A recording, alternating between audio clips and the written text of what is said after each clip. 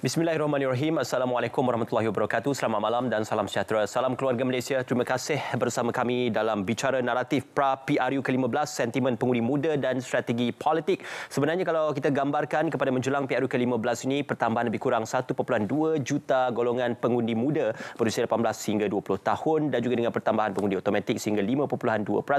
Ini memungkinkan untuk kita melihat strategi berbeza dan juga dapatan yang berbeza untuk kita menggambarkan bagaimanakah keputusan PRU ke-15 akan diterjemahkan.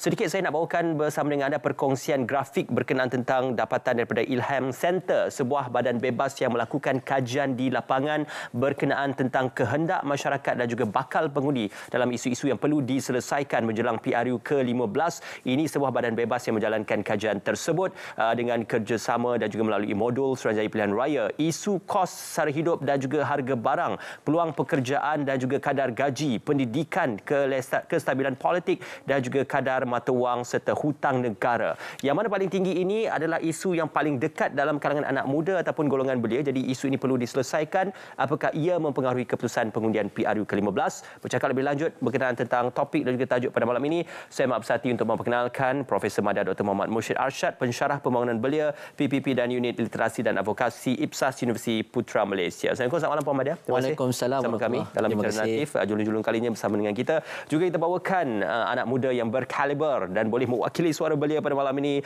saudara Hafizi Razali, penganalisis kanan Power Group Asia. Apa khabar? Terima kasih. Baik. Alhamdulillah, sekali lagi kita bersua dan juga terima kasih bersama kami dalam Bicara Naratif pada malam ini. Kita mulakan dengan Dr. Mursyid. Ya. Kita melihat permulaan dan juga mukadimah untuk kita menggagaskan usul 18 hingga 20 yang boleh mengundi mendapat respon dan juga dapatan yang berbeza. Namun setelah itu ia dipersetujui di peringkat Parlimen dan juga Dewan Rakyat serta Dewan Negara. Cuma persoalannya, undang-undang sudah ada. Namun bagaimanakah ketersediaan dan juga kesanggupan anak-anak muda ini untuk turun mengundi, sedangkan kalau kita melihat motivasi yang dipertontonkan dalam kalangan anak muda sedikit berkurangan berbanding dengan tahun-tahun sebelumnya. Okey, bismillahirrahmanirrahim. Assalamualaikum warahmatullahi taala wabarakatuh. Terima kasih Saudara Ismail, Saudara Hafizi dan juga pihak Radio Television Malaysia atas peluang untuk kita berkongsi di dalam program Bicara Naratif pada malam ini.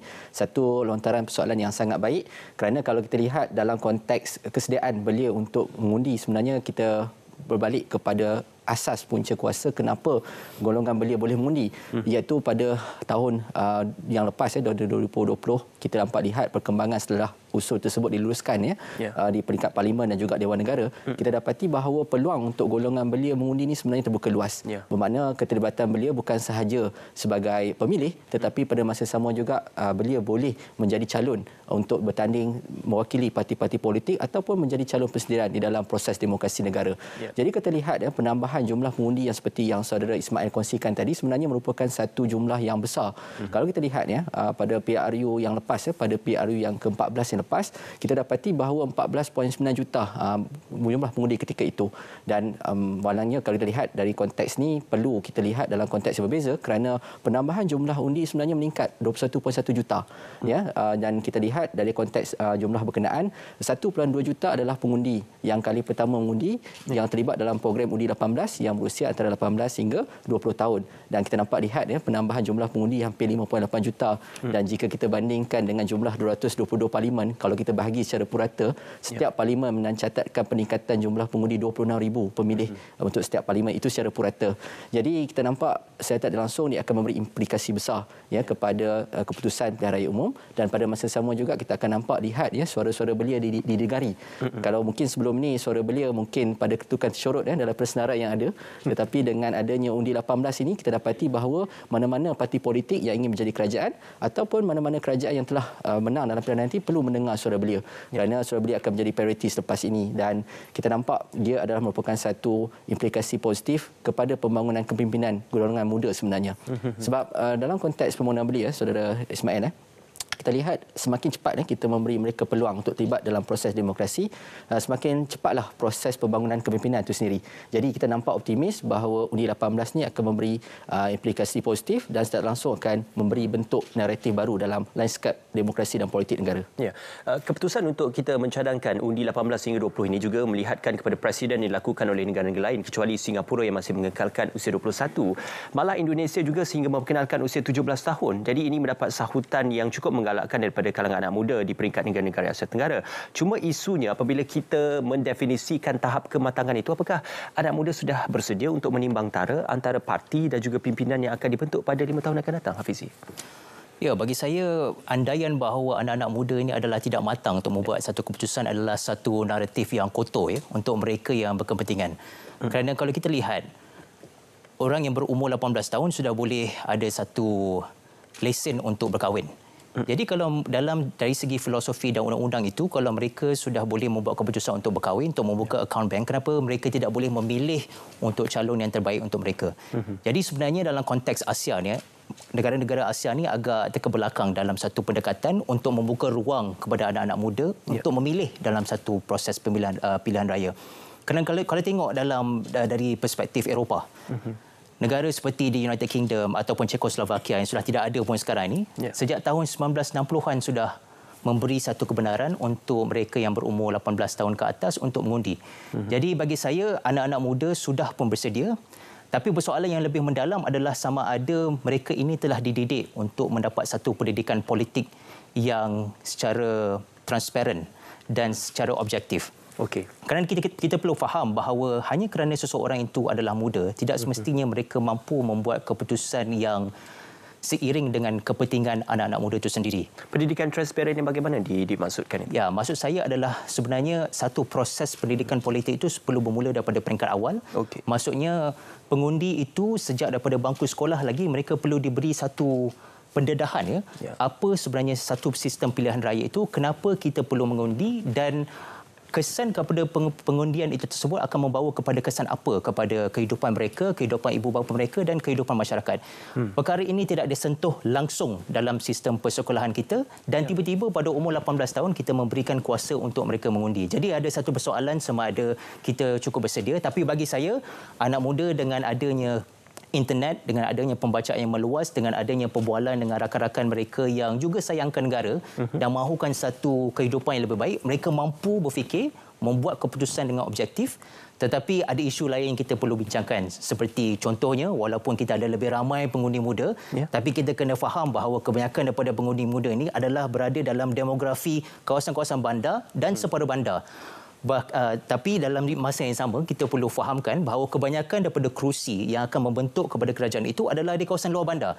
Jadi dari segi pembawakan suara belia itu kita perlu mempersoalkan sama ada suara belia itu dapat cukup menjadi kuat untuk membentuk sebuah kerajaan, kerana hakikinya adalah kebanyakan daripada pengundi muda ini mendapat kerusi yang lebih kurang daripada mereka yang lebih tua daripada mereka, contohnya. Okey, ini kita akan bercerita tentang bagaimana peratusan pengundi muda itu akan memberikan impak kepada corak pengundian ataupun kerangka pengundian dalam PRU ke-15 nanti. Cuma doktor, apabila Hafizi menyatakan tentang pendidikan sejak bangku awal, pengundian ataupun hak mengundi ini bukan kita memilih tentang who is right atau who is wrong dalam sesuatu parti, tetapi kita memilih which one is better compare to mungkin dalam 4 gabungan ataupun 6 gabungan yang kita ada. Jadi dalam memilih which one is better, yang mana lebih baik itu, bagaimana penaklukan timbang tara yang boleh dilakukan supaya 5 tahun ini tidak akan backfire ataupun menjadi bebanan kepada rakyat yang mengundi dalam tempoh tersebut. Okey, berdasarkan dapatan kajian yang dilakukan oleh USAS melalui unit literasi dan advokasi politik berdasarkan dapatan kajian kita mendapati terdapat beberapa faktor yang perlu menjadi pertimbangan kepada anak muda kita dan apa sebenarnya pilihan yang terbaiklah untuk terlibat sama di dalam proses demokrasi negara.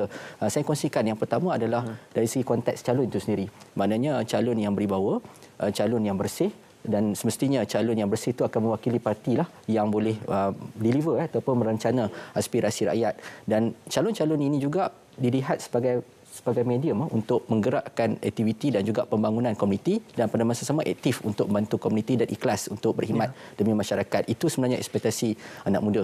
Dan yang kedua, bila kita lihat dalam konteks ni, hak umur juga pun menjadi orang kata satu perkara yang perlu dilihat juga. Pertama, dia tak mahu yang terlalu muda dan tak nak yang terlalu berusia. Kalau 100 tahun macam mana? Jadi kalau ikut dasar dapatan kajian kita perolehi, aspirasi belia adalah di antara umur yang ideal untuk menjadi calon di antara 3 35 hingga 55 tahun. Itu menjadi satu faktor penentu jugalah kecenderungan anak muda, sebab mereka nakkan calon yang boleh berkhidmat dan secara efektif membantu masyarakat dan ikhlas untuk bekerja untuk rakyat. Yang itu yang pertama. Yang kedua, dari segi konteks manifesto pilihan raya. Sebenarnya anak muda juga melihat apakah manifesto yang dikemukakan oleh parti-parti politik yang bertanding ini, sama ada manifesto tersebut betul-betul benar-benar dekat dengan hati generasi muda. Dan antara intipati yang anak muda inginkan pertama adalah berkaitan dengan peluang pekerjaan. Sejauh mana manifesto yang dikemukakan oleh parti-parti politik bertanding ini cuba untuk membantu menyelesaikan masalah pengangguran dan pada yang sama-sama juga melihat kepada aspek peluang pekerjaan kepada generasi muda. Dan yang kedua antara yang dilihat adalah berkaitan dengan kos sara hidup. Semestinya kos sara hidup juga merupakan faktor penting dengan adanya situasi yang kita lihat pasca pandemik ini yang mencabar, dan mungkin kita akan lihat faktor ekonomi yang mungkin akan lebih berdasarkan daripada situasi semasa agak mencabar pada tahun depan, mengharapkan supaya kos sara hidup dan juga barang-barang yang dijual itu sebenarnya berada pada tahap yang ideal dan mampu untuk dibelilah. Itu antara aspirasi. Dan dalam konteks ini juga mereka inginkan satu dari segi aspek pendidikan. Mana-mana manifesto yang menekankan dan memperjuangkan tentang aspek pendidikan untuk generasi muda akan dilihat, kerana pendidikan ini merupakan satu perkara penting dan sejauh mana kerajaan yang bakal dibentuk ni serius untuk memastikan aspek pendidikan ini dilihat. Sebab kita lihat sejak pasca pandemik COVID-19 ni, dalam konteks pendidikan baik di sekolah rendah baik sekolah menengah kebanyakannya berlaku keciciran. Jadi itu juga perlu diberi perhatian, dan pada masa sama juga graduan di institusi pengajian tinggi juga perlu dilihat dari segi aspek kebajikan dan juga cara bagaimana mereka untuk membangunkan akademik dan juga pendidikan mereka. Itu nombor 2. Nombor 3, antara yang dilihat juga dalam manifesto adalah untuk memastikan bahawa golongan muda ni mampu untuk memiliki rumah, terutamanya kepada young family. Jadi pemilikan rumah tu penting, dan pada masa sama juga itu merupakan satu hasrat cita rasa lah bila melihat kepada manifesto itu sendiri. Jadi selain daripada calon dan juga manifesto, yang ketiga adalah golongan belia juga melihat kepada parti. So parti mana yang mampu untuk memberikan yang terbaik, dan sebenarnya golongan belia berdasarkan dapatan kajian yang kita lakukan mendapati golongan belia ini sebenarnya dia resah dengan situasi ketidakstabilan politik. Jadi itulah yang menyebabkan ramai anak muda sekarang ni menjauhi politik sebenarnya. Antara reason utamalah jadi kalau boleh niatkan sebuah kerajaan yang stabil, kerajaan yang boleh berkhidmat untuk masyarakat dan juga memikirkan tentang ekonomi dan masa depan generasi muda dan juga rakyat Malaysia. Dan yang terakhir sekali adalah pemimpin yang sedia ada tetapi memiliki track record yang baik. Itu juga menjadi pertimbangan generasi muda, kerana mereka nakkan pemimpin yang betul-betul ikhlas, yang betul-betul boleh bekerja, bersih, amanah dan mampu untuk menjadikan sebagai suri teladan kepada generasi muda yang boleh memacu kepada pembangunan komuniti dan juga masyarakat setempat. Okey, tadi Hafiz bercerita tentang sama ada luar bandar atau di bandar. Calon street smart atau book smart, yang mana mungkin boleh menjadi dorongan atau pilihan kepada pengundi muda ini? Bagi saya daripada perspektif pengundi muda, yang paling penting adalah calon tersebut mestilah mempunyai satu kualiti. Yang mana anak-anak muda boleh meletakkan satu harapan yang tinggi untuk calon tersebut membawa perubahan di skala nasional.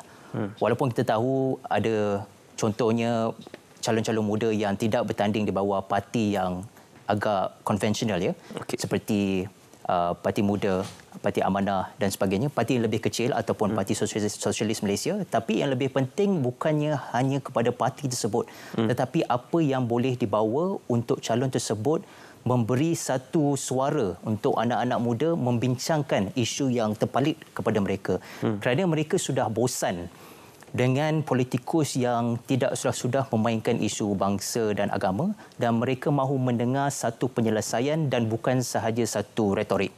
Dan penyelesaian ini bukan sahaja satu penyelesaian yang kabur Kita contohnya berkenaan dengan isu pendidikan. Kita mahukan satu pendidikan yang berkualiti, tetapi hakikatnya apabila lepas daripada universiti dapat segulung ijazah yang semua harap-harapkan, ambil masa 9 bulan sebelum boleh dapat pekerjaan. Lepas tu bila dapat pekerjaan, gajinya lebih kurang seperti gaji yang mereka tidak perlukan kelayakan universiti pun. Jadi bila anak-anak muda mendengar kepada calon-calon membincangkan isu nasional, mereka meletakkan harapan supaya yang bertanding ini mempunyai satu idea baru dan mempunyai satu kekuatan yang tersendiri. Jadi bagi saya ini adalah satu naratif yang perlu dibentuk oleh calon-calon ataupun parti yang berkenaan untuk mereka menunjukkan bahawa mereka ini adalah lain. Kerana melalui beberapa banyak kajian, kita ada Ilham Center, kita ada Iman Research, kita ada Merdeka Center, kita ada Bridget Welsh dan juga universiti-universiti tempatan. Dalam top 5 itu, tak banyak yang meletakkan isu bangsa atau agama daripada kalangan mereka berumur 18 ke 24 tahun. Dan ini menunjukkan satu kematangan bahawa mereka adalah mereka memahukan satu pendekatan yang baru dalam politik. Jadi expectation-nya adalah tinggi. Tapi bila satu expectation atau penjangkaan ini adalah tinggi, mereka juga akan mudah kecewa jika calon muda yang diberikan itu adalah yang mengarut. Sebab kita kena faham bahawa walaupun calon-calon muda boleh mempunyai satu kaliber ataupun karisma, tapi tak semestinya apa yang dicakapkan itu adalah logical. Dan anak-anak muda juga tahu membezakan bahawa ini adalah satu penipuan, ini adalah satu retorik dan ini adalah satu benda yang memberi harapan baru untuk kita membincangkan sesuatu dengan secara objektif. Realistik ataupun tidaklah. Ya, betul. Kalau hapuskan PTPTN tu realistik ataupun tidak? Hapuskan PTPTN? Itu bergantung dari segi pendekatan apa yang diambil. Bagi saya, untuk menghapuskan PTPTN itu adalah agak sukar, memandangkan PTPTN, jumlah hutang PTPTN itu adalah lebih besar daripada 1MDB. Tetapi kalau kita berbicarakan berkenaan dengan bagaimana cara pembayaran balik PTPTN itu dibuat adalah dengan cara yang lebih adil, mungkin kita boleh bincangkan dengan lebih lanjut. Ataupun adakah PTPTN itu telah dijadikan sebagai umpan untuk membayar yuran pengajian di institut-institut pengajian swasta yang tidak memberikan tambah nilai kepada anak-anak muda yang mahukan pendidikan yang lebih tinggi. Ada anak-anak muda yang habis diploma, hutang RM200,000, nak dapat kerja tak dapat.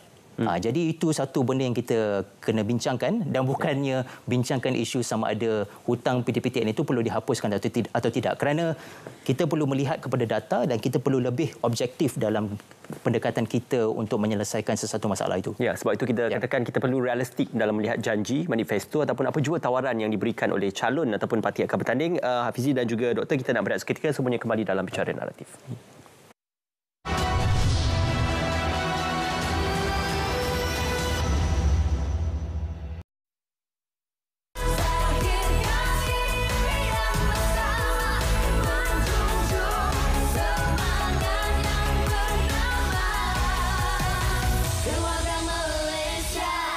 Setiap awal tahun, tentunya ibu bapa yang paling sibuk menyediakan kelengkapan sekolah anak-anak. Bagi tahun 2022, kerajaan bersetuju untuk menyediakan bantuan awal persekolahan sebanyak RM150. Hari itu, masa buka sekolah, kerajaan ada bagi bantuan. Oh, guna beli apa? Baju sekolah adik lah. Terima kasih Datuk Ismail. Bantuan tambahan tu dapat meringankan beban kakak, dapat kakak menambah untuk beli barangan-barangan sekolah. Dari segi kita punya belanja, perbelanjaan dapat meringankan beban. Saya selalu gunakan dia untuk beli bahan rujukan dan juga beli barang-barang peralatan sekolah yang diperlukan. Saya sangat berterima kasih sebab saya dapat tu bantuan dan juga sangat bersyukurlah. Ya, terima kasih. Manfaat kepada anak-anak mereka lah yang bersekolah untuk membeli keperluan sekolah seperti beg sekolah, kasut, even kasut sekolah pun sudah semakin mahal. Jadi, pakaian sekolah. Hari itu kan, sekolah nak buka, dapat bantuan. Dapat RM100 dan duit tu untuk tolong ibu dan syukur Alhamdulillah. Beli pensel, beli baju baru, baju PJ dah kecil juga. Terima kasih. Saya nak istimewa guna untuk bayar yuran sekolah, PIPG. Saya harap kerajaan dapat buat banyak lagi bantuan untuk kanak-kanak lain.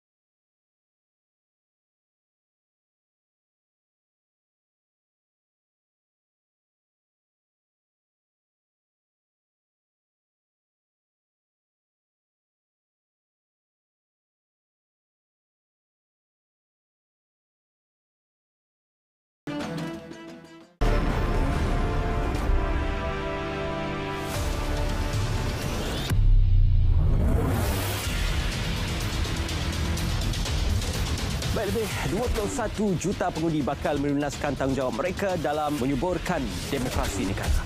222 kursi di Parlimen, manakala di DUN 42 di Pahang, 59 di Perak dan 15 di Perlis, manakala 1 di Bugaya.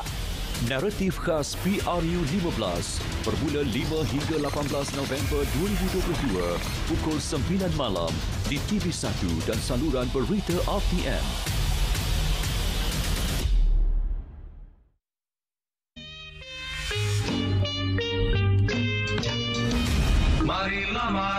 Untuk maklumat anda, pendaftaran secara automatik telah berkuat kuasa bermula pada 15 Disember 2021. Kini, pengundi tidak perlu lagi mendaftar untuk menjadi pengundi kerana nama anda telah didaftarkan secara automatik oleh pihak SPR apabila anda berumur 18 tahun mengikut tarikh lahir. Anda boleh membuat semakan nama anda pada setiap 16 hari bulan berikutnya melalui kaedah-kaedah ini.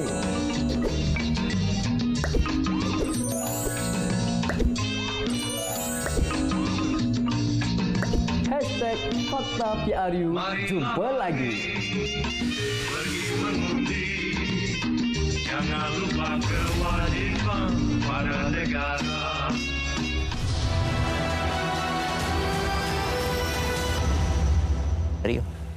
Okey, kita bersua kembali dalam bicara naratif. Seketika saya nak berikan gambaran, kalau boleh kita paparkan grafik dan juga paparan dapatan survei berkenaan pilih calon ikut parti atau calon. Ini juga dapatan daripada sebuah badan bebas seperti yang disebutkan tadi. Mungkin kita boleh mengikut kepada pie chart ataupun bar chart yang ditunjukkan itu, pilih calon ikut parti ataupun calon. Yang seterusnya mungkin boleh kita tengok.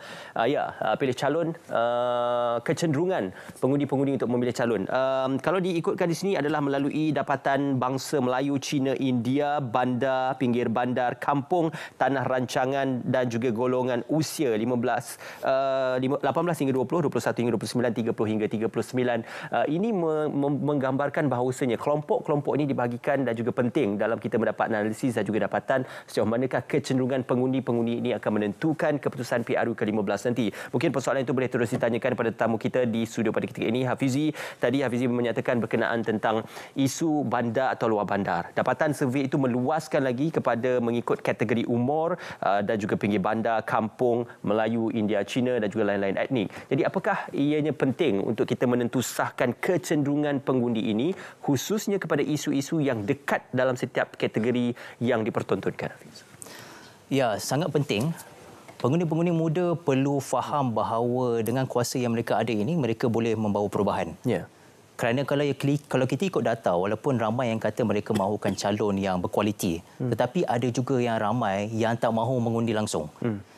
Saya ikut kepada kajian Ideas, 60% daripada pengundi muda, terutamanya berumur antara 18 ke 20 tahun, tidak berminat untuk mengundi langsung kerana faktor-faktor seperti mereka tidak tahu siapa nak mengundi, mereka rasa macam mengundi ini buang masa, faktor kos, faktor masa dan lain-lain lagi. Jadi bagi saya adalah penting untuk kita memahami perspektif orang muda itu sendiri sebelum kita melontarkan satu janji-janji yang boleh menarik perhatian mereka. Yeah. Kerana bagi saya, orang muda ini mereka tidak merasakan seperti proses ini merupakan satu proses yang dapat memberikan kesan yang terus kepada mereka. Kerana kita perlu faham bahawa orang-orang muda ini mereka mahukan sesuatu yang immediate, sesuatu yang impactful dalam masa yang kalau boleh dalam jangka masa yang dekat lah. Kerana mereka lebih bervisi jauh, jadi mereka mahukan supaya sesetengah perkara itu dicapai dahulu sebelum mereka boleh percayakan kepada visi yang agak jangka masa panjang. Seperti mana yang Dr. Mushid sebutkan tadi, orang-orang muda mahukan sesuatu yang membawa penyelesaian kepada isu-isu kos yang semakin meningkat dan kepada satu permasalahan yang mana ramai anak muda tidak mempunyai pekerjaan yang baik, yang mempunyai gaji yang berkualiti. Jadi bila perkara ini berlaku, mereka merasakan bahawa kalau saya undi pun calon ni, walau sebagus mana pun dia, tapi adakah saya akan mempunyai satu pekerjaan yang lebih baik? Jadi calon tersebut harus meyakinkan, memberi satu naratif bahawa satu pengundian itu akan membolehkan satu proses yang berkait rapat antara satu sama lain. Mungkin kita pengundi di satu satu kawasan itu mengundi calon yang baik dan calon itu boleh memberikan suara yang kuat di dalam parlimen dan memberikan satu check and balance kepada satu institusi yang telah lama selesa dengan satu dogma bangsa, agama ataupun isu-isu yang terpencil. Jadi satu naratif itu perlu diperkenalkan agar lebih ramai orang muda percaya bahawa okey, kalau satu ahli muda, ahli parlimen boleh bercakap seperti sedemikian, membawa suara anak-anak muda, mungkin kita boleh masukkan lagi 20 orang, kita tengok apa akan jadi. Tapi itu saya belum dengar lagi lah daripada parti-parti politik. Adakah ini akan terjadi atau tidak sebelum pemilihan, kita tidak tahu. Tapi nampak gayanya macam tak. Jadi selagi mana parti-parti politik tidak meyakinkan pengundi muda di luar sana untuk percayakan proses, menggunakan kuasa yang mereka ada dan mengundi calon yang terbaik, selagi itulah proses perubahan itu akan lambat berlaku bagi saya. Okey, Doktor, kita amat bertuah sebenarnya kalau kita melihat dari aspek yang positif. Amat beruntung kerana sejak PRU ke-14 atau 2018 yang lalu, kita menyaksikan pertukaran 3 pimpinan dan juga gabungan kerajaan. PH, PN dan kemudian UMNO BN. Jadi ini menggambarkan bahawasanya dalam tempoh 22 bulan, lebih 12 bulan dan juga 12 bulan tersebut, akan ada track record yang dipertontonkan oleh ketiga-tiga gabungan ini. Tidakkah ketiga-tiga track record ini akan mempertontonkan kepada bakal pengundi yang manakah lebih baik, yang manakah boleh dipercayai, yang manakah trusted dan juga yang manakah boleh menjadi antara pilihan untuk 5 tahun yang mendatang, Doktor? Semestinya ia akan menjadi satu kayu ukur kepada generasi muda, terutamanya pengundi muda, untuk melihat sejauh mana kerajaan tersebut berfungsi dengan baik, sejauh mana kerajaan dibentuk mampu untuk mendengar suara rakyat dan yang paling penting mampu untuk melakukan sesuatu yang boleh menyelesaikan masalah rakyat. Jadi semestinya secara tidak langsung dia akan mempengaruhi, kerana berdasarkan dapatan kajian yang kita perolehi, tinjauan yang kita lakukan, kita dapati semestinya itu juga menjadi pertimbangan untuk anak muda apabila melihat prestasi dan juga track record kerajaan serta pemimpin-pemimpin parti politik yang mewakili mereka baik di peringkat parlimen ataupun di Dewan Undangan Negeri.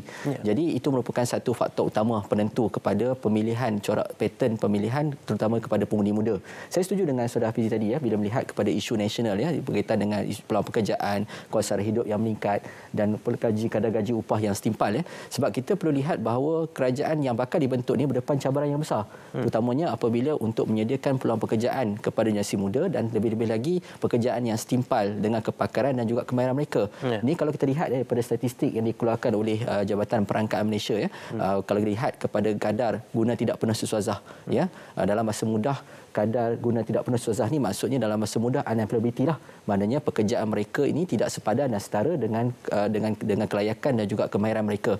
Kita dapati bahawa kadar peratusan tersebut meningkat. Kalau kita bandingkan pada tahun 2020, ketika itu peratusan ini adalah 31.2%. Jika dibandingkan dengan pada tahun 2021 berlaku peningkatan 33.9%. Jadi menunjukkan bahawa kadar tidak penuh sesuazah meningkat. Walaupun orang kata kita keadaan yang lebih baik, pada masa yang sama juga kita nampak kadar pengangguran itu semakin merosot. Jika dibandingkan pada ketika kritikal pada bulan Mei 2020, waktu ketika itu 5.3% kadar pengangguran, namun sekarang dah merosot. Tetapi kadar guna tidak penuh sesuazah ini meningkat. Jadi menunjukkan bahawa terdapat cabaran yang berlaku apabila kerajaan yang bakal dibentuk ni untuk menyediakan peluang pekerjaan, pada masa sama juga melihat kepada kemampuan untuk menyediakan kos sara hidup dan juga mutu kualiti hidup yang baik, dan pada masa sama juga gaji yang setimpal dengan kepakaran dan kemahiran. Dalam hal itu, Doktor, saya nak mencelah berkenaan tentang ada beberapa isu ataupun kejadian yang menunjukkan bahawasanya ada korelasi antara pendidikan yang ditawarkan dan juga ruang pekerjaan bersandarkan kepada pendidikan yang diperoleh. Contohnya, dapatan daripada peratusan menunjukkan angka yang besar lepasan SPM tidak berminat untuk menyambung pelajaran tetapi lebih berminat untuk menceburi bidang pekerjaan. Kemudian kita melihat juga isu doktor hatal kontrak yang mana masih lagi tidak mendapat penjawatan tetap walaupun mereka mempunyai professional certificate sebagai seorang doktor perubatan. Dan kemudian digambarkan pula situasi pengambilan UPU yang ramai tidak dapat menyertai ataupun melolosi proses pengambilan UPU itu, merungsingkan dan juga merisaukan golongan belia tentang yang pertama, masa depan pendidikan dan kemudian masa depan pekerjaan mereka. Jadi apakah isu-isu itu yang bakal dimainkan dalam PRU ke-15? Ya, semestinya, kerana benda ini merupakan satu sentimen yang perlu ditangani oleh mana-mana parti politik yang ingin menjadi kerajaan. Kerana itu merupakan perkara pokok yang perlu disantuni terlebih dahulu. Kerana naratif untuk membentuk satu citra negara bangsa selepas pasca PRU 15 ini sebenarnya mencabar. Kerana kita ada jumlah pengundi muda yang besar dan juga jumlah pengundi baru yang baru kali pertama terlibat dalam proses demokrasi negara. Dan kalau kita lihat dalam konteks ni, saya setuju dengan cabaran yang kita hadapi sekarang ni. Bila kita lihat data di peringkat nasional, kalau kita lihat indeks belia Malaysia pada tahun 2015 sehingga tahun 2020, kita dapati bahawa terdapat 12 domain yang diukur. Tetapi 12 domain yang berkenaan, domain sosialisasi politik adalah merupakan domain yang paling terendah sekali dalam skor berkenaan, dan dia masuk ke tahap yang sangat tidak memuaskan. Jadi bila kita lihat pada tahun 2021 daripada indeks belia Malaysia 2021, lihat daripada data berkenaan terdapat 3 pertimbangan utama, iaitu bagaimana dia menzahirkan rasa sayang, patriotisme kepada negara, cinta kepada negara melalui keterlibatan mereka dalam proses demokrasi. Kita lihat dia masih lagi di peringkat sederhana. Dan bila kita kupas bagaimana konteks tersebut dilihat, kecenderungan belia untuk mengikuti perkembangan politik masih lagi tidak memuaskan. Apatah lagi mereka cuba untuk menyertai politik.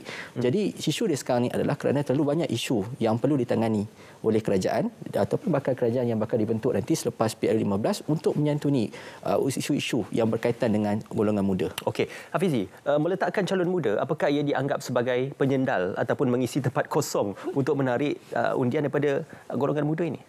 Itu bergantung kepada strategi parti-parti yang tertentu. Bagi saya, ada parti-parti yang sudah mula friendly kepada, lebih mesra kepada calon-calon muda kerana mereka tahu bahawa kalau tak letakkan calon muda, kemungkinan untuk pengundi mengundi kepada parti tersebut adalah kurang. Memandangkan parti tersebut lebih dikenali sebagai sebuah parti yang konvensional, parti yang tertutup, parti yang tidak mesra kepada pengundi muda. Jadi itu mungkin adalah satu strategi. Tetapi secara lebih makro, seharusnya parti-parti politik perlu memperkenalkan seramai boleh ahli-ahli politician yang muda supaya mereka dapat membawa suara baru walau dari mana pun parti mereka tersebut. Jadi apa yang kita ada sekarang adalah perbualan berkenaan dengan politik didominasi oleh mereka yang telah lama berada dalam politik, dan itu membuatkan politik itu adalah sebagai sesuatu yang tabu dalam kalangan anak muda. Tetapi perkara ini boleh diubah sekiranya parti-parti politik berani meletakkan calon-calon baru.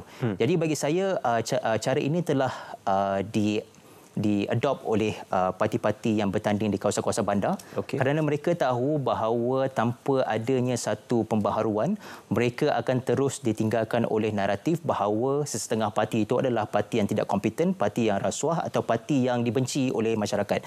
Jadi di kawasan bandar itu adalah satu strategi. Tetapi di kawasan luar bandar kita dapat lihat bahawa kalau ikut data kebanyakan anak muda ni berada di kawasan bandar dan separa bandar kerana mereka berhijrah ke kawasan bandar untuk mencari rezeki atau untuk belajar dan sebagainya. Jadi kebanyakan mereka telah pun tukar alamat dan sebagainya. Jadi apa yang tinggal di kawasan luar bandar itu adalah ibu bapa mereka, adik-adik beradik yang lebih tua contohnya. Dan kita perlu mengakui bahawa terdapat lebih banyak kerusi di kawasan luar bandar daripada kawasan bandar. Jadi persoalannya adalah kalaupun parti-parti ini memperkenalkan calon-calon muda, tidak semestinya calon muda itu akan berjaya kerana kerusi-kerusi di kawasan luar bandar mungkin lebih selesa dengan satu naratif bahawa orang yang lebih tua itu adalah yang lebih berpengalaman, ataupun pakcik yang dah telah lama di kawasan kampung itu adalah pakcik yang dikenali mempunyai satu personal brand yang diakui sebagai seorang ketua di kawasan tersebut.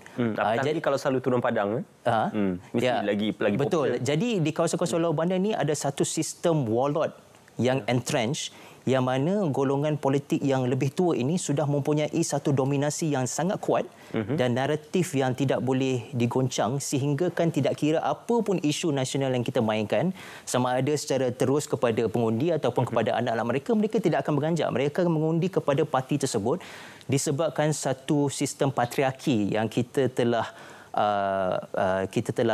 encourage selama mana parti-parti politik ini berfungsi. Jadi harapan saya adalah supaya satu pendekatan baru diambil, dan cara yang paling berkesan adalah dengan meletakkan calon muda walaupun di kawasan luar bandar, supaya calon muda itu dapat membawa isu-isu nasional untuk mendidik pengundi, dan tidak kiralah parti mana pun, asalkan pengundian tersebut dibuat atas isu dan bukan atas satu retorik, itu sudah cukup bagus.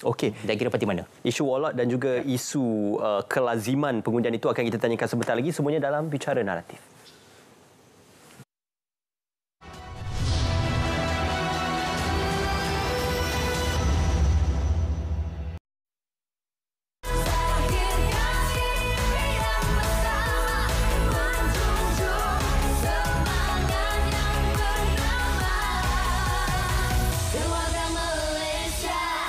kerajaan akan menyediakan peruntukan RM450 juta di samping komitmen syarikat telekomunikasi yang turut menyumbang kira-kira RM65 juta. InsyaAllah seramai 600,000 siswa-siswi daripada keluarga B40 bakal menerima manfaat daripada inisiatif ini. Bagi saya, bantuan yang pelajar dapat komputer riba ni sangat membantulah dalam pelajar meneruskan pelajaran diorang. Dengan dapat komputer riba tu, diorang boleh banyakkan searching semua. Sebab kalau nak harapkan zaman dulu dengan mesin type, sekarang laptop. Setiap perkara perlu laptop. Jadi, pemberian laptop terutama untuk B40 amatlah dihargai. Dan saya juga merupakan salah seorang pelajar B14 yang telah menerima bantuan, dan bantuan-bantuan ini telah memberikan faedah kepada saya untuk saya mengulang kaji pelajaran dan membantu saya dalam exam peperiksaan. Kepada pelajar merupakan satu langkah yang bijak yang diambil oleh kerajaan. Kemajuan teknologi itu dapat digunakan oleh pelajar melalui pemberian laptop, dan pelajar tidak boleh terus bergantung kepada bahan fizikal seperti buku teks dan sebagainya, dan akses lebih mudah untuk dibuat melalui menggunakan komputer riba tersebut. Pemberian komputer riba ini sangat bagus sebab akan membantu pelajar daripada sekolah rendah sampai ke universiti untuk jadi lebih berkemahiran, dan pelajar pun akan rasa tak terbeban untuk membuat segala kerja rumah, untuk membuat assignment, dan boleh buat di mana-mana saja, tak terikat di mana-mana tempat. Saya sangat amat berterima kasih kerana telah memberi saya laptop. So dengan adanya laptop ni dapat bantu saya buat assignment dan segala tugas-tugas lain lah. So saya sangat terima kasih. Perkhidmatan perubatan di seluruh negara memerlukan 2,000 beg darah setiap hari. Mengikut tinjauan, hanya 2.5% penduduk Malaysia mendermakan darah. Bagi setiap beg darah yang diperolehi, ia mampu menyelamatkan 3 nyawa. Kami perlukan darah anda. Jom derma darah. Berikut adalah tarikh-tarikh penting pilihan raya umum Malaysia ke-15. Tarikh keluar red pada Khamis 20 Oktober 2022. Hari penamaan calon pada hari Sabtu 5 November 2022. Hari mengundi awal pada hari Selasa 15 November 2022. Manakala hari mengundi jatuh pada hari Sabtu 19 November 2022. Pilihan Raya Umum ke-15. Undi anda penentu masa depan negara. Macam mana nak tukar alamat tempat mengundi dari Perlis ke Kuala Lumpur?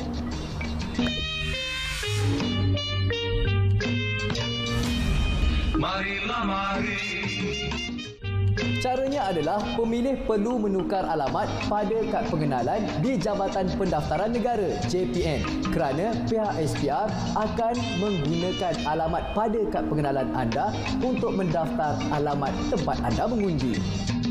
Selepas tukar alamat pada kad pengenalan, barulah anda boleh membuat pertukaran alamat tempat mengundi dengan SPR, sama ada di Pejabat SPR HQ, Pejabat SPR Negeri, Pejabat Pos atau di laman sesawang myspr.spr.gov.my secara dalam talian. Mudah bukan? #FaktaPRU. Jumpa lagi. Marilah mari pergi mengundi. Jangan lupa kewajiban. Marilah mari pergi mengundi. Assalamualaikum, apa khabar semua? Beri saya 1 minit untuk #FaktaPRU. Tahukah anda Akademi Pilihan Raya ditubuhkan pada tahun 2007 dan pada ketika itu dianggotai seramai 10 pegawai sahaja, dan kini pada tahun 2022 dianggotai seramai 31 pegawai APR dan kumpulan sokongan. Objektif utama penubuhan APR adalah untuk meningkatkan pengetahuan dan kemahiran warga SPR, petugas-petugas pilihan raya, parti-parti politik dan pihak-pihak yang terlibat secara langsung dalam pengurusan pilihan raya, selain meningkatkan kesedaran pentingnya penglibatan pilihan raya di kalangan masyarakat. APR juga menjadi platform bagi berkongsi dan mendedahkan tentang pendidikan pilihan raya kepada masyarakat umum, khususnya pelajar sekolah, mahasiswa dan pelbagai lagi. Terdapat 4 unit subdivision di bawah naungan APR, antaranya program pengurusan latihan, program pendidikan pengundi, program pengurusan strategik dan pendaftar.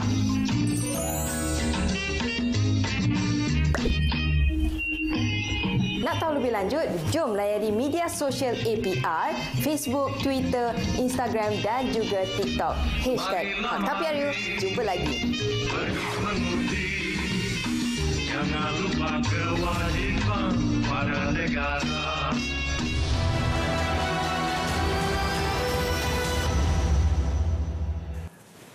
Okey, kita bersua kembali dalam bicara naratif. Doktor, kalau seketika tadi kita banyak bercerita kecenderungan pengundian. Kali ini kita melihat bagaimana isu tentang warlord itu juga turut dimainkan. Dalam ucapan Presiden UMNO baru-baru ini, Datuk Seri Zahid Hamidi, dalam satu pertemuannya ada juga turut menyatakan berkenaan sudah tiba masanya warlord ataupun golongan ini berundur seketika, memberikan laluan kepada golongan baru profesional, dan janji itu dimuktamadkan ataupun dizahirkan apabila UMNO BN menjanjikan 70% adalah muka baru. Dan kemudian kita gambarkan pula dan juga kita ambil pula contoh yang mana Parti Muda akan cuba bertanding di kawasan luar bandar berbanding kawasan yang mungkin popular bagi mereka iaitu di bandar. Jadi bagaimana isu tentang kecenderungan mereka untuk mencuba nasib dan juga mencuba sesuatu yang baru dalam PRU 15 ini, sama ada ia akan makan diri atau akan memberikan kejayaan yang besar? Okey, berdasarkan daripada jumlah pengundi yang bakal mengundi pada PRU 15 ni, dengan penambahan jumlah pengundi baru hampir 5.8 juta dan juga 1.2 juta pengundi yang kali pertama mengundi yang berusia antara 18 hingga 20 tahun, semestinya kebanyakan parti politik mula mempertimbangkan muka-muka baru untuk tibat sebagai calon dalam pilihan raya dengan harapan boleh dapat menarik pengundi muda. Dan semestinya itu juga merupakan citra pengundi muda. Apabila kita ke lapangan, kita dapati itu merupakan perkara asas yang didambakan oleh pengundi muda supaya mereka dapat melihat muka-muka baru untuk tibat sebagai calon dan mampu untuk membawa suara anak muda. Tetapi berbalik kepada dalam konteks ini, dia berdasarkan kepada strategi parti politik masing-masing. Kerana ada setengah parti politik yang masih lagi mengekalkan seperti mana yang saudara Fizi maklumkan tadi, ada yang setengah kawasan masih mengekalkan calon-calon yang dihormati, disegani, kan? Dan ada kawasan-kawasan yang mungkin mereka menampilkan pengundi muda dan terutamanya kawasan bandar. Cuma bila kita lihat dalam konteks calon ni, sebenarnya kita berbalik kepada literasi politik itu sendiri. Literasi politik anak muda itu sendiri. Sebenarnya sejauh mana golongan muda ni didedahkan dengan proses demokrasi, sejauh mana golongan muda terlibat dengan tata cara, mereka mengetahui tentang cara-cara pengundian, dan sejauh mana golongan belia ini mengikuti perkembangan politik, itu juga menjadi perkara pokok. Walaupun mereka menampilkan calon-calon muda, tak semestinya ia itu menjamin kejayaan parti politik, kerana literasi politik itu tetap menjadi perkara pokok yang perlu dilihat dan perlu dilakukan secara lebih holistik. Jadi untuk melihat kepada perubahan konteks ini, semestinya parti-parti politik sekarang ini cuba untuk mengeluarkan ataupun cuba untuk melihat kepada konsep untuk mendepani dan cuba untuk mendekati dan menyantuni golongan muda. Dan seperti mana isu-isu yang dimaklumkan tadi berdasarkan daripada survey yang dilakukan, memang ke arah untuk mendengar cita rasa dan hasrat golongan muda itu sendiri, dengan harapan calon-calon berkenaan mampu menjadi ejen untuk menjadi penghubung dan pada masa sama juga mereka dapat menarik minat pengundi muda untuk mengundi. Dan saya tengok dekat sini bila kita sebut tentang literasi politik sendiri, bila kita ke lapangan, kebanyakan golongan muda sebenarnya mereka tak tahu tentang kebolehan mereka untuk terlibat dalam proses demokrasi. Maknanya bila kita nampak mereka berkata mereka belum lagi mendaftar sebagai pemilih, sebenarnya pendaftaran itu berlaku secara automatik. Dan bila kita minta mereka untuk semak di laman web SPR Semak, mereka teruja rupanya nama mereka telah didaftarkan sebagai pemilih. Jadi sebenarnya itu merupakan satu kunci asas menunjukkan bahawa literasi politik dalam kalangan belia ini perlu dilakukan secara lebih holistik. Okey, Doktor, Parti Muda antara yang terawal menggagaskan tawaran ataupun dokumentasi tawaran tersebut apabila kertas hitam muda telah pun mula diedarkan ataupun dipublish dan juga dipasarkan. Apakah ini melihatkan kepada siapa yang paling awal memberi tawaran itu akan mempunyai peluang lebih cerah untuk melihat kecenderungan pengundi pada PRU ke-15 ini? Berdasarkan daripada dapatan survey yang kita lakukan, kebanyakan pengundi-pengundi muda yang memang digital savvy, yang memang banyak mengikuti perkembangan politik melalui media sosial dan memang memiliki akses kepada internet, tak ada masalah. Mereka memang boleh mengikuti perkembangan politik berkenaan dan kadang-kadang maklumat terlalu banyak. Jadi perlu ditapis dan perlu lihat yang mana kesahihan, kebenaran dan juga fakta-fakta yang sebenar. Tetapi kita melihat kepada satu proses iaitu sejumlah besar pengundi-pengundi yang di luar bandar yang memang agak terhad dari segi akses kepada internet dan juga maklumat-maklumat daripada media sosial ini sendiri. Ini juga merupakan satu perkara yang perlu dilihat dan semestinya tawaran untuk anak muda terutamanya parti-parti politik sekarang ni banyak keluarkan manifesto seperti Parti Muda sebagai contoh. Dan Pakatan Harapan juga telah mula mengeluarkan manifesto untuk anak muda, dan saya yakin dan percaya Barisan Nasional dan juga mungkin Perikatan Nasional juga akan come out dengan benda yang sama. Tetapi sejauh mana ia menyantuni golongan belia, sebenarnya kita perlu banyak program-program literasi politik itu diberikan. Sebab kadang-kadang konsep pemahaman anak muda tentang demokrasi ini juga perlu diberi perhatian. Kadang-kadang kita tak nak didik anak muda kita ni terlalu apolitikal. Apolitikal ni maknanya tidak langsung ambil langsung hirau tentang perkembangan politik. Apa nak jadi-jadilah. Yang penting kami cukup makan, cukup minum, ada kerja dan sebagainya. Jadi itu juga merupakan faktor yang perlu dilihat. Dan literasi politik ni juga kita tak nak didik belia kita hanya lihat demokrasi ini sebagai sekadar menang atau kalah. Sebaliknya demokrasi ini adalah proses check and balance, yang mana kerajaan yang ada dibentuk nanti selepas PRU 15 sebenarnya memerlukan check and balance daripada pembangkang. Jadi itulah sebenarnya benda yang perlu kita tekankan dalam proses untuk mendidik, memberi literasi kepada anak muda kita sebagai pengundi yang kali pertama mengundi dalam PRU ke-15 ini. Okey, kestabilan politik dan juga kestabilan parti, komponen parti itu penting selepas PRU ke-15 nanti. Kalau kita lihat melihatkan kepada PRU 2018 dan juga selepas itu langkah Sheraton dan juga pertukaran yang berlaku dalam komposisi kerajaan, menyaksikan bahawasanya ia memang benar kita meraihkan demokrasi apabila komposisi parti itu tidak melebihi antara satu sama lain dalam jumlah yang banyak. Tetapi persoalannya apabila ini berlaku, ia akan menyebabkan suatu gerakan gabungan kerjasama yang akan menyebabkan peralihan kerajaan dengan begitu mudah. Tidakkah ini juga kerisauan kepada pengundi yang menyebabkan mereka kurang rasa untuk mengundi disebabkan rasa dikhianati oleh tindakan-tindakan politik ini? Hafizi. Ya, perasaan dikhianati itu adalah besar ya.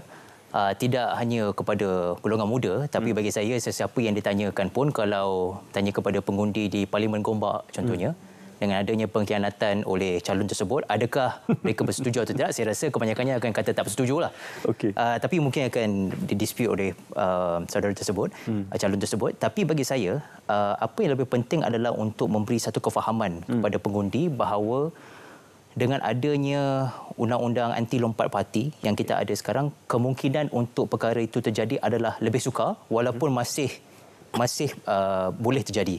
Sebabnya kerana kita perlukan satu coalition untuk bergerak secara serentak untuk mereka melompat, dan perkara ini adalah susah kerana melibatkan lebih ramai orang, melibatkan lebih banyak pertimbangan. Jadi ini harus diberitahu kepada pengundi di luar sana bahawa satu pengkhianatan yang kita lihat pada tahun 2020 tersebut adalah lebih sukar untuk berlaku, dan apa yang kita boleh lakukan adalah untuk memberi satu didikan bahawa kali ini tengok kepada track record mereka. Siapa calon yang mereka undi itu, adakah mereka telah mengkhianati amanah pengundi sebelum ini, dan jika mereka katakan mereka mengkhianati, adakah mereka mempunyai satu justifikasi kenapa mereka berbuat demikian. Kerana kalau kita bertanya kepada mereka, mereka akan katakan mereka tidak mengkhianati mereka yang lompat ini. Tapi kalau kita bertanyakan kepada mereka yang berada di pihak lagi satu, mereka akan katakan mereka mengkhianati rakyat. Jadi perkara ini perlu dilakukan oleh anak-anak muda untuk memastikan satu pilihan tersebut adalah pilihan yang objektif dan tidak hanya bersandarkan kepada sentimen. Kerana kita perlu fahami ini kali pertama dalam sejarah pilihan raya kita mempunyai satu coalition yang kuat dari Barisan Nasional yang mempunyai voter base Melayu yang agak kuat. Dalam masa yang sama kita ada juga Perikatan Nasional yang saya tidak boleh katakan sebagai lemah kerana mereka mempunyai satu voter base yang oleh pengundi Melayu yang kecewa dengan UMNO, dan dalam masa yang sama mereka juga mempunyai pengundi daripada PAS yang agak kuat di Kelantan, Terengganu dan beberapa bahagian di Kedah. Jadi ini merupakan pertumbungan yang besar antara pengundi Melayu untuk mereka membuat keputusan apa sebenarnya terbaik untuk masyarakat Melayu dalam konteks ini. Pecahan undi akan berlaku. Dan dalam masa yang sama kita juga ada Pakatan Harapan yang membawa satu suara yang mungkin agak berbeza dengan Barisan Nasional dan Perikatan Nasional. Tetapi persoalannya, adakah itu merupakan sesuatu yang boleh menukar pemikiran rakyat bahawa ini adalah pilihan yang terbaik? Itu satu perkara yang kita tidak dapat jawab, dan kita akan dapat lihat daripada pilihan raya ini bahawa satu pecahan ini akan menjadi sesuatu yang sangat unpredictable. Sebab itulah mungkin salah satunya sebab kita buat pilihan raya masa musim banjir kan. Jadi ada banyak faktor sebenarnya. Jadi adalah menarik untuk kita tengok sama ada swing daripada golongan muda ini akan menjatuhkan coalition yang tertentu ataupun tidak. Kerana kita tidak dapat melihat dengan lebih jelas kerana kita ada banyak research Tapi research ni adalah berdasarkan responden yang kecil. 2,000, 3,000 paling banyak pun 6,000 ideas. Dan pilihan raya Johor bukan merupakan satu indikator yang tepat kerana ada 300,000 lebih pengundi Johor di Singapura yang tidak dapat mengundi. Dan juga dalam masa yang sama ada isu lain yang mana pengundi di luar Johor fikir ini pilihan raya negeri. Tak lama lagi ada pilihan raya umum. Jadi kenapa nak mengundi? Jadi ada banyak faktor yang berubah-ubah. Jadi kita tidak boleh katakan bahawa ini adalah perkara yang akan terjadi kerana kita tidak pernah melalui satu situasi yang mana situasinya adalah sangat unpredictable. Okey, sebab itu dikatakan PRU15 ini adalah ibu segala pilihan raya. Kita menyaksikan bagaimana perubahan itu akan menjadi titik perubahan kepada suatu lagi proses demokrasi dalam negara. Kita nak berjeda seketika dan kita akan kembali selepas ini dalam Bicara Naratif.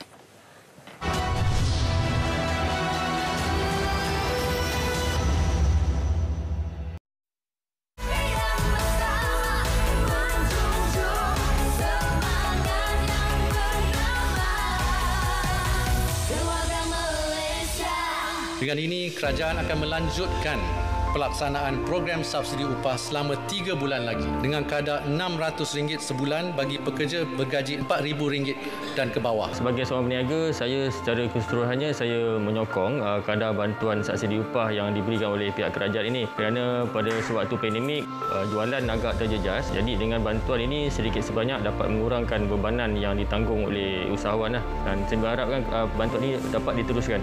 Dia dapat bantu bayar cash rumah beresok dan membantu perniagaan bertahan.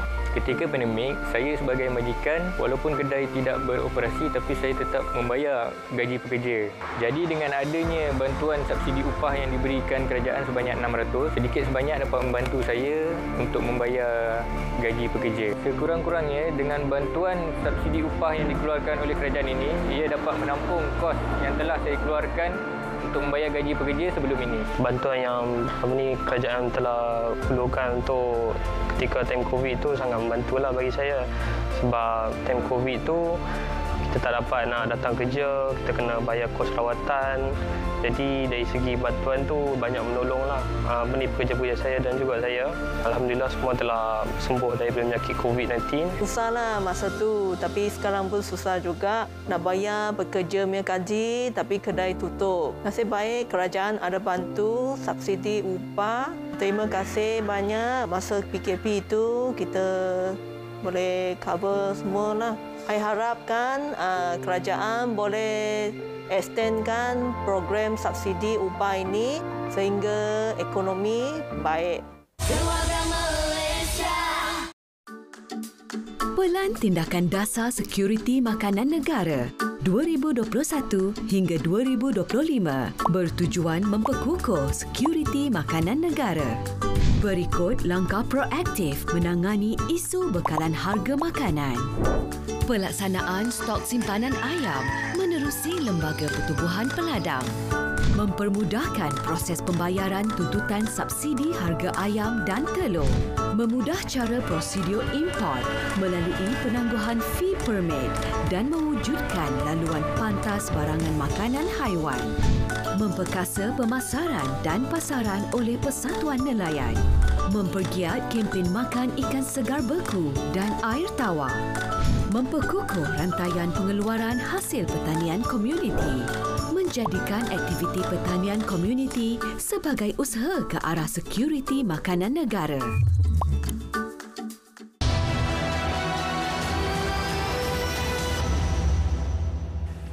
Okey, kita mengukur bagi kecenderungan PRU ke-15 khususnya dalam kalangan anak muda. Doktor, kita mulakan dengan pada ketika ini hangat dengan kempen-kempen yang dilakukan dan juga turun padang oleh parti-parti dan juga calon-calon bertanding. Cuma mungkin agak menggusarkan kerana kebanyakan calon itu menggunakan serangan peribadi, serangan-serangan isu berbanding dengan tawaran-tawaran yang boleh membawa pembangunan atau pembaharuan untuk negara. Tidakkah ini dikatakan sebagai masih lagi politik lama? Baik parti yang baru ditubuhkan ataupun parti yang lama ditubuhkan, balik-balik masih menggunakan kaedah dan strategi yang serupa, Doktor? Ya, tidak menafikan memang itulah orang kata peluang untuk kalau boleh nak bunuhkan karakter tu sebenarnya menjadi satu agenda. Tapi kita perlu untuk mendidik generasi muda kita supaya kita melihat demokrasi ini sebenarnya adalah tawaran yang diberi oleh parti politik dan bagaimana esok bila mereka menjadi kerajaan mereka boleh merealisasikan apa yang dijanjikan dan pada masa sama juga untuk kebaikan bersama dan mampu untuk menyantuni isu-isu yang berkaitan dengan generasi muda dan juga isu masyarakat. Itu penting. Kita perlu didik supaya politik dalam bentuk matang bukan sekadar politik memburuk tetapi politik yang boleh membina. Itu yang penting. Sebab kita nak supaya golongan muda ni menjadi rakan kepada pembangunan negara. So apabila mereka rasakan bahawa politik ni tak penting, politik ni jijik, politik ni kotor, dia tak akan bersama-sama dalam sebagai satu pasukan ataupun berada dalam muka surat yang sama menjadi rakan kepada pembangunan negara. Itu menjadi perkara pokok yang dilihat. Dan kita lihat dalam konteks kempen kita dapati bahawa dapatan kajian juga menunjukkan kecenderungan generasi muda sekarang ni memang cenderung menggunakan media sosial dan mereka memang mengikuti media sosial ni, menggunakan media sosial untuk mengikuti perkembangan politik dan isu-isu semasa. Dan kalau kita lihat antara media sosial yang popular diberi rating tinggi oleh generasi muda, Instagram, Twitter, dan TikTok dan juga Facebook mungkin dah jadi nombor 3, nombor 4 lah. Itu 40 ke atas 40 tahun yang mungkin akan gunakan lah. Jadi maknanya kita nampak corak kempen-kempen sekarang ni pun dah beralih banyak kepada yang lebih bentuk yang interaktif. Cuma isu dia sekarang adalah sejauh mana pendidikan politik ini juga kita dapat lihat sejauh mana ia kreatif selari dengan keperluan semasa. Kita perlu mempelbagaikan corak pendidikan politik pada masa yang sama. Mungkin sudah sampai masanya kita mempelbagaikan corak pendidikan politik tu dia beralih daripada corak tradisional kepada contoh yang lebih interaktif. Tak mustahil kita akan ada TikTok, cara pengundian, akan ada cara bagaimana tata cara pengundian, kempen-kempen yang lebih positif dalam bentuk media sosial. Jadi itu perkara yang kita perlu tekankan dalam mendidik masyarakat. Popular vote pun sudah mula dilaksanakan di laman-laman media sosial. Ini boleh menjadi petunjuk kepada kecenderungan pengundian. Hafizi, kita secara seminit ringkas untuk kita tanyakan Tan Sri Muhyiddin Yassin, Datuk Seri Ismail Sabri, Datuk Seri Anwar Ibrahim dan juga Tun Mahathir yang diletakkan sebagai calon Perdana Menteri ataupun poster boy untuk keempat-empat gabungan ataupun mungkin mewakili keempat-empat gabungan. Apakah populariti mereka ini menjadi pendorong kepada anak-anak muda ini turun mengundi ataupun memilih pimpinan yang akan menang nanti? Bagi saya, setiap daripada calon Perdana Menteri yang saya sebutkan tadi mempunyai pengikut-pengikut tersendiri. Jadi muda atau tidak, mereka sudah ada satu pemikiran bahawa saya suka calon X, jadi saya akan mengundi sebab calon X ni mungkin akan jadi satu Perdana Menteri yang bagus. Bagi saya itu satu perkara yang kita tidak boleh ubah, tapi itu hanyalah minoriti daripada anak-anak muda terutamanya sebab anak-anak muda ini tak kisah. Calon-calon Perdana Menteri ini, apa yang mereka mahukan adalah satu pembawakan yang relevan dengan mereka. Jadi yang mana satu daripada calon-calon ini yang dapat membawa satu titik kemarahan yang boleh dibawa dengan satu solusi, itu adalah calon yang paling penting daripada segi pandangan anak-anak muda. Jadi dari segi Perdana Menteri ini semuanya adalah daripada golongan yang lebih berumur, tapi kalau mereka boleh membawa suara anak muda, itu yang anak muda akan dengar.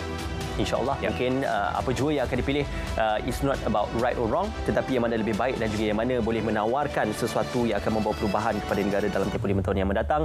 Terima kasih seikhlas hati saya ucapkan kepada Profesor Madya Dr. Muhammad Mursyid Achad kerana sudi bersama kami pada malam ini. Terima kasih Saudara Hafizi Razali juga sudi bersama kita dalam bicara nanti pada malam ini. InsyaAllah kalau ada kesempatan lain kita akan bersama dengan anda berdua dalam kita merungkai dan juga menjawab persoalan tentang pengundian menjelang PRU ke-15. Terima kasih bersama kami dalam bicara nanti. Jangan lupa saksikan bicara khas PRU ke-15 yang akan bermula pada 5 November 2022 selepas tarikh pendamaan calon. Dengan itu, Assalamualaikum, selamat malam, salam kepada